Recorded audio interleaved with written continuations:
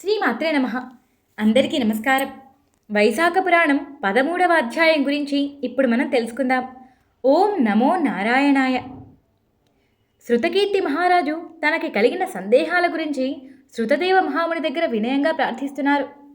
ఓ మునివర్య, మన్మథుని భార్య అయిన రతీదేవి అశూన్య శయన వ్రతాన్ని చేసింది అని చెప్పారు. ఆమెకు ఆ వ్రత విధానాన్ని దేవతలు వివరించారని చెప్పారు. దయతలచి ఆ వ్రత విధానాన్ని నాకు వివరించండి. ఆ వ్రతం ఎలా చేయాలి? ఆ వ్రతంలో చేయవలసిన దాన ధర్మాలు, పూజా విధానాలు ఏంటి? దానివల్ల కలిగే ఫలితమేంటి? వీటిని నాకు వివరించండి అని వినయంగా ప్రార్థించారు. ఓ మహారాజా, అశూన్య శయన వ్రతం అన్ని పాపాలని పోగొడుతుంది. ఈ వ్రతాన్ని శ్రీమన్నారాయణుడు లక్ష్మీదేవికి వివరించారు. ఈ వ్రతాన్ని ఆచరిస్తే నీలమేఘశ్యాముడైన శ్రీ మహావిష్ణువు లక్ష్మీ సమేతంగా ప్రసన్నుడై అన్ని పాపాలను పోగొడతాడు. అంతేకాదు సర్వశుభాలని ప్రసాదిస్తాడు. ఈ వ్రతాన్ని ఆచరించిన వారు కొత్తగా వివాహమైన దంపతులైతే వారికి సంపూర్ణమైన దాంపత్య జీవితం దొరుకుతుంది. అన్ని సంపదలు, సంతోషాలు వాళ్ళకి సమృద్ధిగా దొరుకుతాయి. అలా చెయ్యని వారికి సంతోషాలు ఎలా కలుగుతాయి? శ్రావణ మాసంలో శుద్ధ విదియ రోజు ఈ వ్రతాన్ని ప్రారంభించాలి. ఈ వ్రతాన్ని ఆచరించేవారు 4 మాసాలు హవిష్యాన్నము అనే పాయసాన్ని మాత్రమే తినాలి. పాలన చేసే రోజు లక్ష్మీ సమేతుడైన శ్రీ మహావిష్ణువుని పూజించి 4 రకాలైన పిండి వంటలను నైవేద్యంగా పెట్టాలి. కుటుంబాన్ని కలిగిన ఒక సద్బ్రాహ్మణుని పూజించి అతనికి వీటిని దానంగా ఇవ్వాలి. బంగారంతో కానీ వెండితో కానీ లక్ష్మీనారాయణుల ప్రతిమను చేయించి పట్టు వస్త్రాలను, తులసీ మాలికలను వీటన్నిటినీ కలిపి తెల్లని పుష్పాలు, సుగంధ వస్తువులతో పూజించాలి. ఆ తర్వాత వీటిని కూడా దానంగా ఇవ్వాలి. మంచము, బట్టలని కూడా దానం చేయాలి. బ్రాహ్మణులకి భోజనం పెట్టాలి. ఆ తర్వాత దంపతుల సమేతంగా పూజ చేయాలి. ఈ విధంగా శ్రావణ మాసం మొదలైంది 4 మాసాలు. శ్రావణ, భాద్రపద, ఆశ్వేజ, కార్తీక మాసాలు విష్ణుమూర్తిని లక్ష్మీ సమేతంగా పూజించాలి.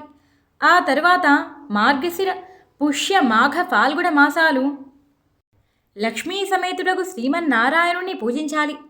ఆ తరువాత చైత్ర, వైశాఖ, జ్యేష్ఠ, ఆషాఢ మాసాలు శ్రీహరిని రుక్మిణీ సమేతంగా పూజించాలి. ఎర్రని పుష్పాలతో పూజించాలి.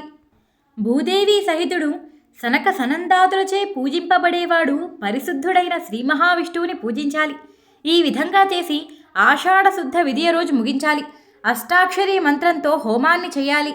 మార్గశిర మాసం నుంచి మొదలైన 4 మాసాలలో పాలన చేసే సమయంలో విష్ణు గాయత్రితో హోమాన్ని చేయాలి. చైత్రమాసం మొదలైన 4 మాసాలలో పురుష సూక్త మంత్రాలతో హోమాన్ని చేయాలి. పంచామృతాలను, పాయసాన్నాన్ని, నేతితో వండిన బూరెలను నివేదనగా పెట్టాలి. శ్రావణ మాసం మొదలైన 4 మాసాలలో పూజ, హోమము, పిండి వంటలతో నివేదన చేయాలి. లక్ష్మీనారాయణుల ప్రతిమను శ్రావణ మాసానికి ముందుగానే దానంగా ఇవ్వాలి. మార్గశిర మాసం నుంచి 4 మాసాల మధ్యలో శ్రీకృష్ణ ప్రతిమను దానంగా ఇవ్వాలి.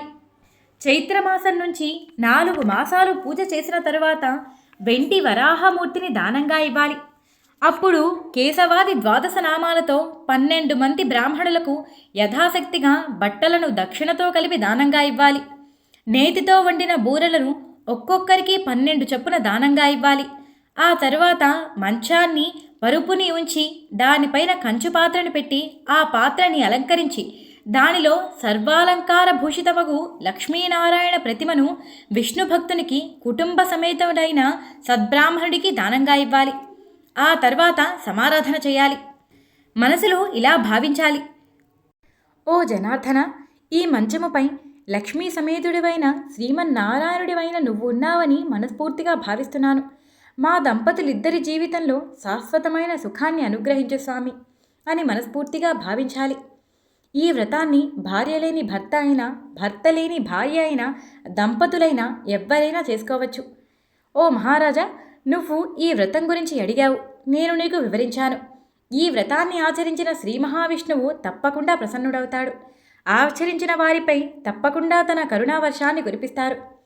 ఆయన అనుగ్రహం వల్లే మానవులందరూ ఆయురారోగ్య, ఐశ్వర్యాలు, భోగభాగ్యాలతో, సకల శుభాలతో ఆనందంగా ఉంటారు. అందరూ కూడా తప్పకుండా ఈ వ్రతాన్ని ఆచరించటం మంచిది. నువ్వు కూడా భక్తి శ్రద్ధలతో ఈ వ్రతాన్ని ఆచరించి భగవతానుగ్రహాన్ని పొందు. భగవతానుగ్రహాన్ని పొందటం వల్ల ముక్తి భుక్తి రెండూ లభిస్తాయి. నువ్వు అడిగిన అశూన్య శయన వ్రతం గురించి వివరించాను. నీకింకా ఏం తెలుసుకోవాలని ఉంది అని ప్రశ్నించారు శృతదేవ మహాముని. ఓ మహాముని, వైశాఖమాస మహిమ గురించి ఎంత విన్నా తనివి తీరటం లేదు. ఇంకా తెలుసుకోవాలనిపిస్తోంది.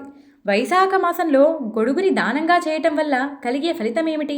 అలా చేయటం వల్ల పుణ్యకరమైన శుభాలేవైనా జరుగుతాయా? దయచేసి వీటి గురించి వివరించండి అని ప్రార్థించారు. శృతదేవ మహాముని ఏం చెప్తున్నారు? గొడుగుని దానంగా ఇవ్వటం చాలా మంచి విషయమా? అలా దానంగా ఇవ్వటం వల్ల కలిగే ఫలితం ఏంటి? వీటి గురించి మనం వచ్చే అధ్యాయంలో తెలుసుకుందాం. ఈ అధ్యాయం ఇక్కడితో సంపూర్ణం. నేను చెప్పిన తీరు మీకు నచ్చినట్టయితే వీడియోకి ఒక లైక్ చేయండి. మన ఛానల్ని చూడటం ఇదే ఫస్ట్ టైం అయితే సబ్స్క్రైబ్ చేసుకోండి. పక్కనే ఉన్న బెల్ సింబల్ని ఆన్ చేసుకోవడం మర్చిపోకండి.